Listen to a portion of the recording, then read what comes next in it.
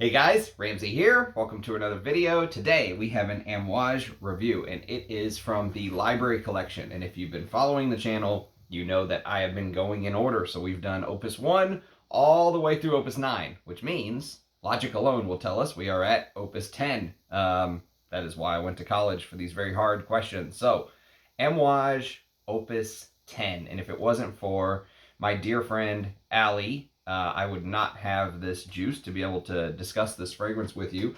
So here's the thing about my channel. I don't have fancy intro music whenever I come on. I don't do editing. You don't see the name on the fragrance when I discuss it and all that stuff.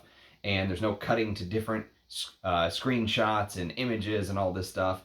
But the flame burns bright inside of me for my love of perfume still, and it's fragrances like this, and of course my scent of the day, which was Oud Taiwan. And I talked a little bit about this yesterday, but I wore this all day, and I can tell you that I was very pumped to wear Oud Taiwan. I actually asked Russian Adam if there was ambergris in this, and he said no, there's no ambergris, but maybe that seaweed accord is giving off a little bit of this salty sort of oceanic type vibe. And I thought, but very interesting what he did with the Baronia, which I didn't realize Baronia was one of the most expensive flowers. Actually, it's one of the most expensive fragrance ingredients, period. I had no idea.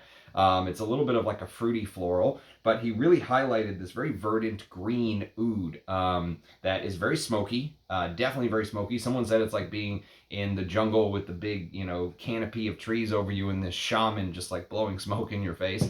And there's definitely this spicy smokiness to it, but the greenness and the way the oud comes in and the animalic bits of the oud and the little hints and pieces that you get from, if you were lucky enough to smell his Chinese oud, either the actual history of Chinese oud from his History of Oud collection, which is the best way to smell it in my opinion, but also Chinese oud, the fragrance is also amazing, but just smelling the pure oud in spray format gives you a feel of just how earthy and mushroomy it is. It's like taking a mushroom and setting it on fire, like they did in Zelda where he cooks the food kind of thing and it becomes something new. The earthiness in here, I don't know if it's because Taiwan and the closeness, proximity of China, but both fragrances from that part of the world that I've smelled, both ouds from that part of the world I've smelled, have this sort of weird, almost like burnt soil, like earthiness. It's really strange, but I really, really liked the uniqueness of it. And we live in a golden age of oud kind of exploration and discovery. And for someone like Russian Adam, who loves oud and is basically an oud distiller, to have never smelled an oud from Taiwan gives you an example of how rare and special this is. So I've really enjoyed wearing this today. I'll probably wear it again tomorrow, to be honest with you. I am head over heels for that. And I'm head over heels for Opus 10. I mean, like I said, the flame burns bright. This is something I think is a really special fragrance. And, what I really like about the fragrance is that it elicits a strong response from people. Okay, so one of the things, like if you came to me on the street and you didn't know who I was and you were like, hey man, I heard you love perfume. What's so special about these 80s fragrances you love, or something like that? First thing I would say is they have personality. All of the old fragrances have personality to them. You may not necessarily like the fragrance, but you cannot take away the charisma and the personality that it had. It was strong and it was daring and all those words you would describe vintage perfume with. And nowadays, perfume is just kind of, I don't know, like blended in like a school of fish. They all move in the same direction. And this is one of those fragrances that from the moment you smell it, your heart will either skip a beat or you'll be disgusted by it. And I love that about Opus 10. This is probably one of my favorite Opus creations. I'll tell you that right now, just from the 3 times I've had a chance to test it before bed. You can see I've used up like half of this sample already. But probably one of my favorite opuses. And if you said, Ramsey, you have a chance to get one more Opus bottle, it would be a toss-up between this and Royal Tobacco. Those are the 2 that I really want. So Opus 10 and Royal Tobacco are the 2 opuses that are right at the top of my list right now. And other thing I would say is this is probably one of the best niche takes on rose I've smelled all year. Now I know this is from 2016. Surprisingly, I don't know who the perfumer is. There's no perfumer listed in Fragrantica. There's no perfumer listed in Parfumo. I don't think there's one in base notes either, but I'll check real quick. Let's see. Let let me just try Opus 10 perfumes. Let's see if there's a perfumer in base notes. Opus 10, 2016. Annick Menardo is listed as the perfumer, and Pierre Negrin. Wow, that's very interesting. Very, very interesting. So I'm glad I looked that up. Annick Menardo and Pierre Negrin, two of my favorite perfumers. So there you have it. Annick Menardo did, I would say, some of her most original and unique work for the House of Amouage. And I really applaud that Christopher Chong was able to pull some of this out of her, because she's made some amazing designer fragrances, but what she did with Amouage between Figment Man, which long time coming review on that, but that's a very challenging fragrance to wrap your head around and discuss, and it's taking a long time. And now this is very impressive stuff.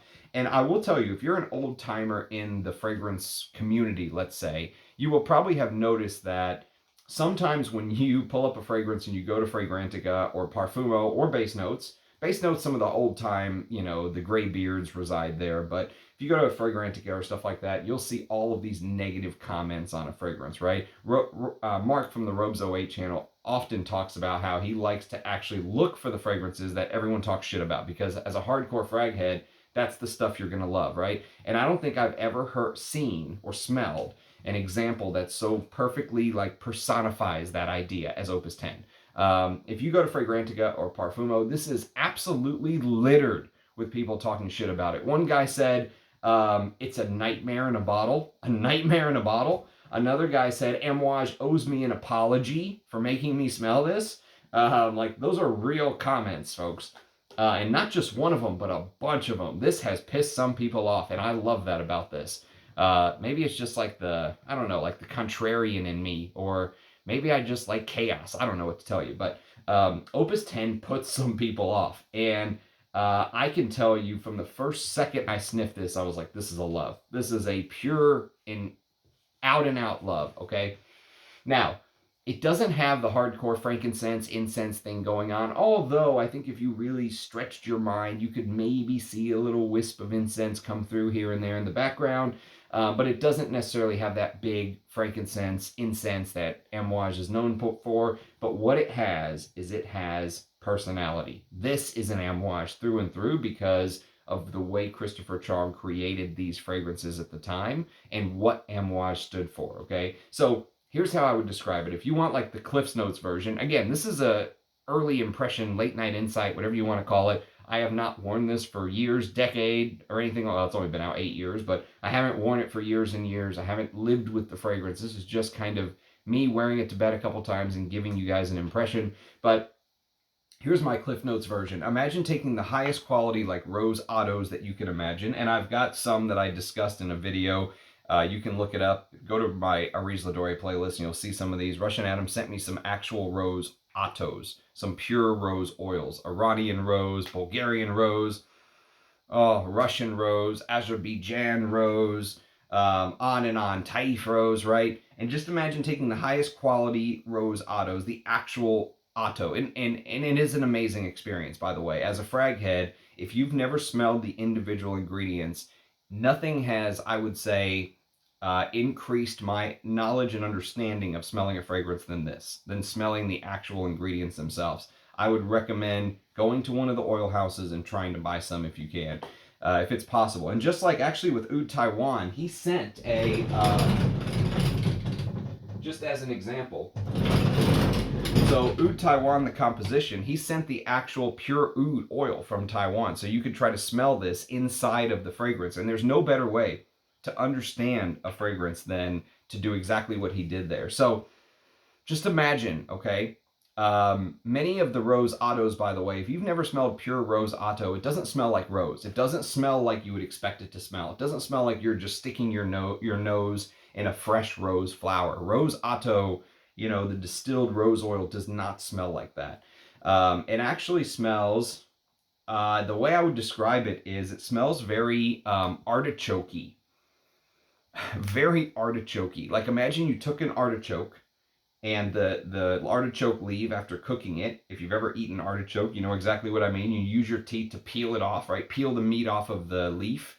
And imagine that feeling of the meat and the leftover artichoke leaf, and then the taste of the artichoke in your mouth, and kind of like the smell in your nose while you're eating the artichoke. That is how the pure rose oil Atos smell a lot of times. Now, depending on the type, Russian rose can smell more fruity. Taif rose can smell more lemony. Some roses can smell more green. Some can smell like they have a slight tea-like facet to them. All of these different little bits and twists, but for the most part, there's that similarity of that artichoke feel to the pure rose oil. And I think it's because they're blending the bulb itself with the petals. It's not just the rose petals, it's also the green parts of it. So it's like taking the leaves and the thorns and the stem and blending it in is what it smells like. And so just imagine they took all of these beautiful pure rose oils, okay?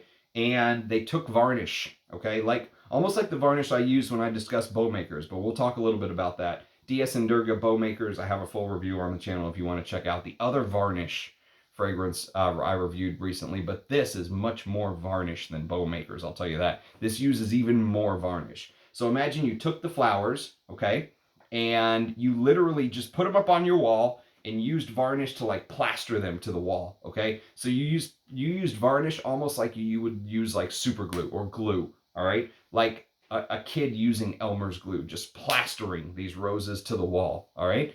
And then you let them sit there.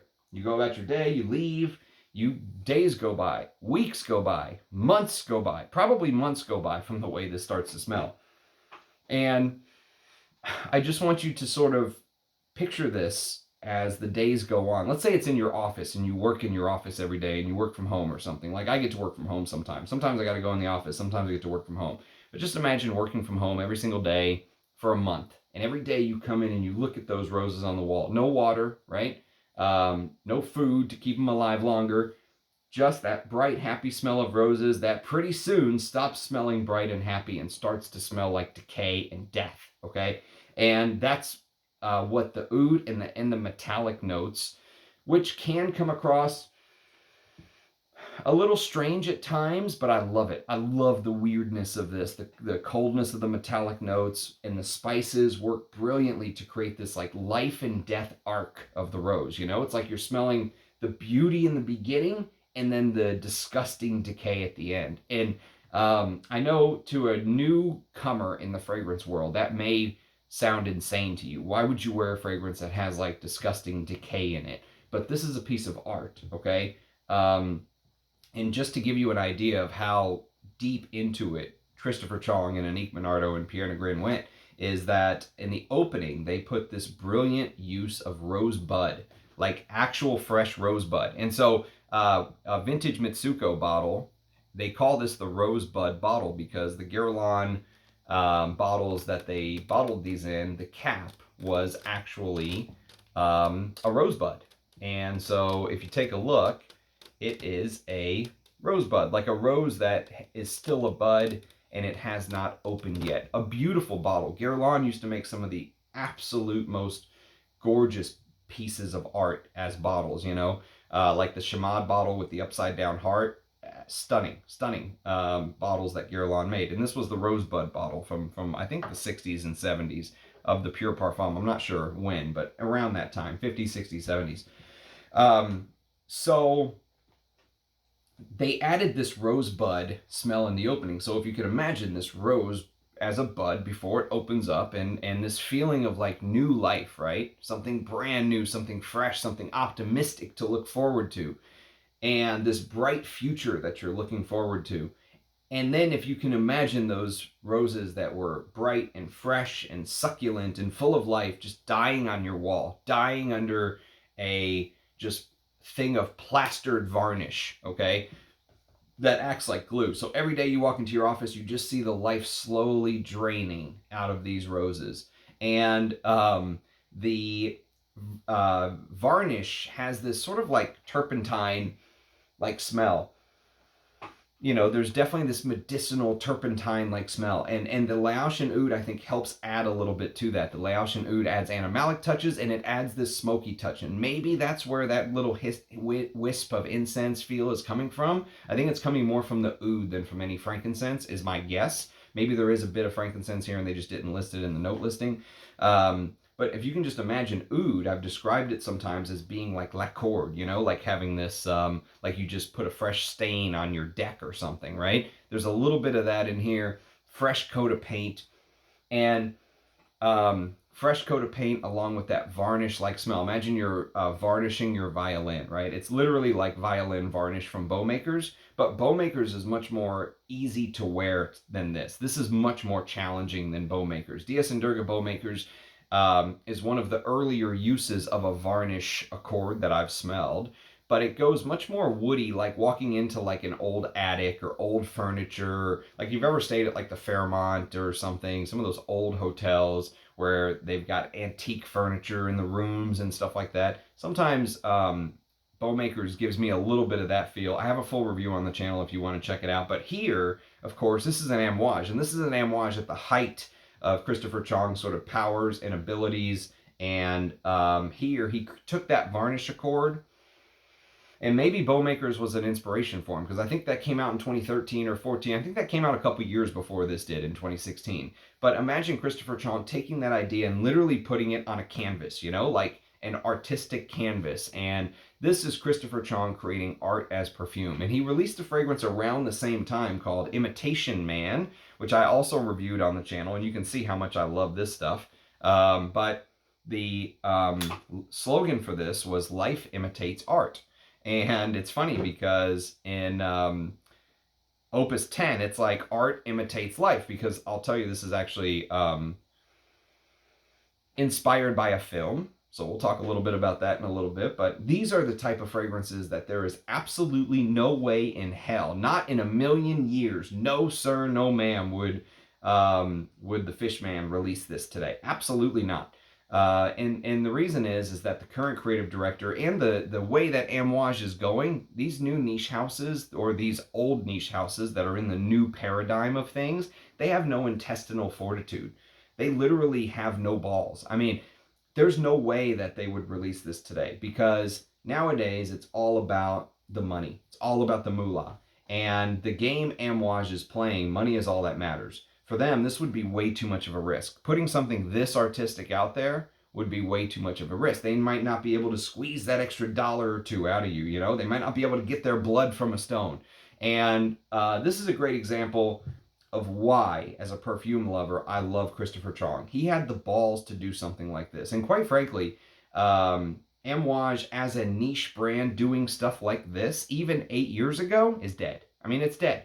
It's Creed, it's Amouage, even Roja's new stuff. He's not doing stuff like Diaghilev from 2010 anymore. Even Roja's doing totally different things. They're all on they're on a plateau now doing something completely different. They've left their old lives behind as niche companies, and now they've kind of morphed into whatever the hell they are now. But this is a great example of why I love Christopher Chong. He had the intestinal fortitude. He had the balls to put this out. And, you know, now, of course, they're going in a totally different direction. And it's sad. It's really sad to see. And you know what's funny is, even if I hated Opus 10, I would be saying what I'm saying now. You know why? Because he took a chance. You know, he didn't play it safe. He wanted to do something different, against the grain, contrarian. He wanted to do something that might not work, might put some people off, right? And he wasn't afraid to fail. That's the other thing that I love about this. And I love about Christopher Chong just in general. He's not afraid to go out there and try something. And if it fails, that's okay. Try something else, you know?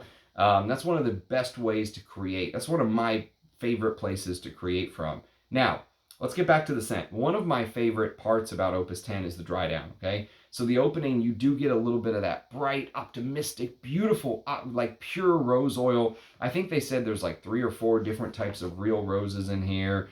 Parfumo says there's rose oxide, rose centrifolia, rose, and geranium. Fragrantica says there is May rose, red rose, rose, geranium, ylang-ylang.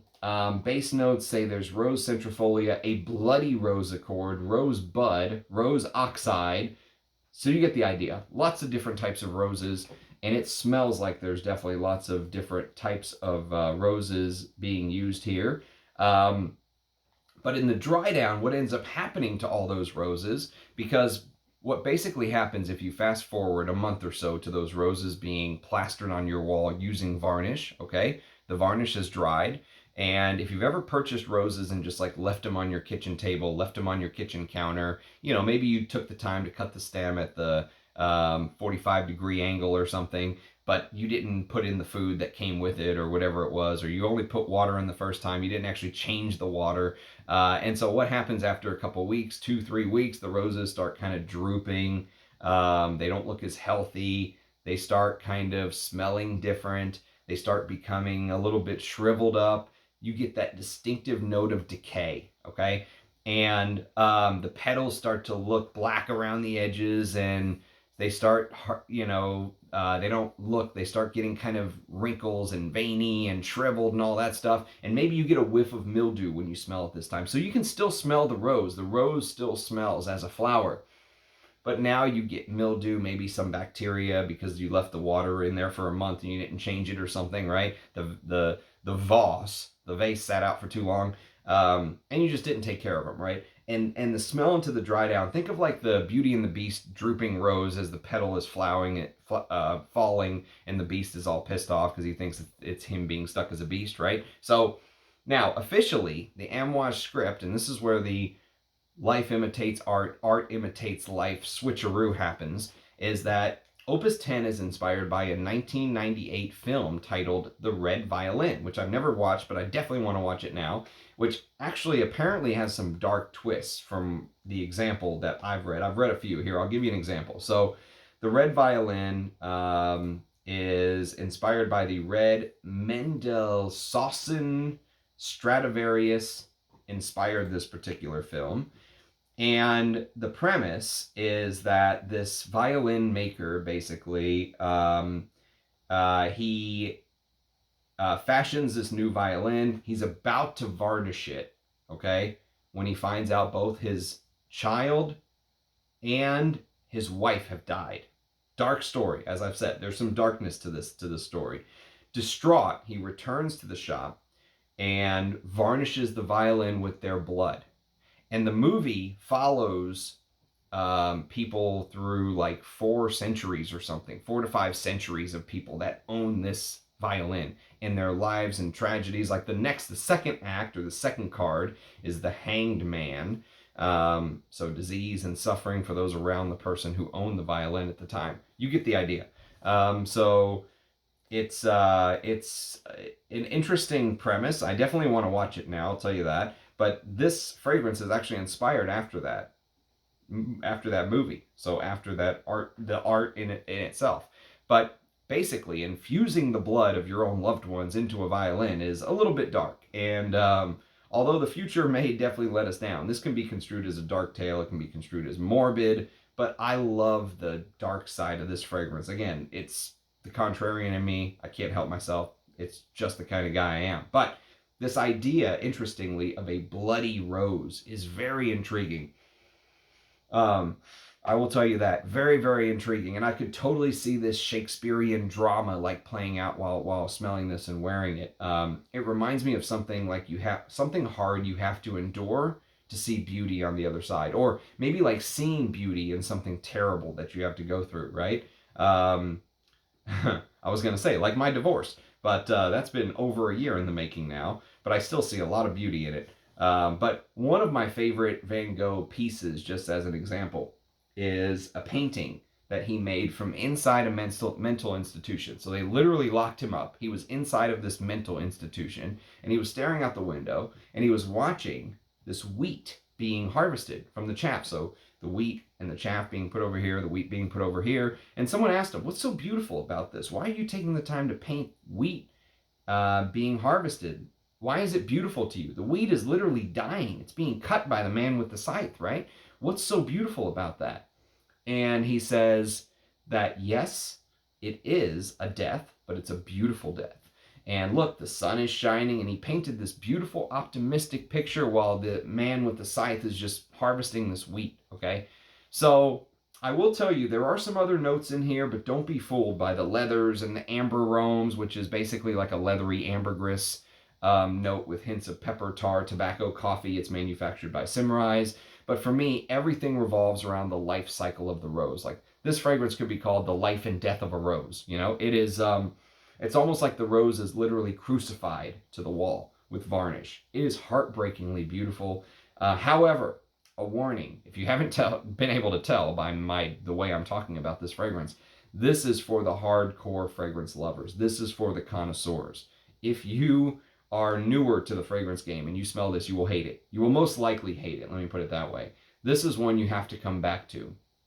It's also one you have to have some experience smelling different fragrances, and you also have to have some tolerance for animalics, okay? You have to. There's no getting around it. So that is kind of my take on it. I absolutely love it. I was not expecting to love it this much, and it's funny because it's almost like some of the propaganda started to get to me a little bit. I was reading some of those comments going, oh man, I wonder if this is going to suck. And then of course, as usual, when everyone else hates something, I love it. I just cannot help myself, and it's not purposeful. It just is the way it works out. So that is kind of the frag head dilemma. Sometimes you have to trust your own nose, fuck what everybody else says. That's the Ramsey quote of the day. Trust your own nose, fuck everybody else. But anyways, that's my 2 cents on it. If you have experience with Opus 10, I would love to hear your thoughts. Thank you again, Ali, for sharing these beautiful decants and allowing me to do these reviews, which would be otherwise impossible without you. And once my Opus review marathon is over, I will go back and we're going to rank every single Opus, my favorite Opus fragrances in order from my most favorite to my least favorite. So, thanks for watching. Do leave a comment. Let me know what you think. We are coming up on some very important milestones pretty soon. 1,000 videos, 10,000 subscribers. I'm excited for Liz Moore's coming on the channel August the 10th at 11 a.m. Central Standard Time. I hope you guys can make the live stream. Come prepared with some questions for the lovely and beautiful Liz Moore's. And thank you, everybody. I love you guys. Cheers. Catch you next time. Bye-bye.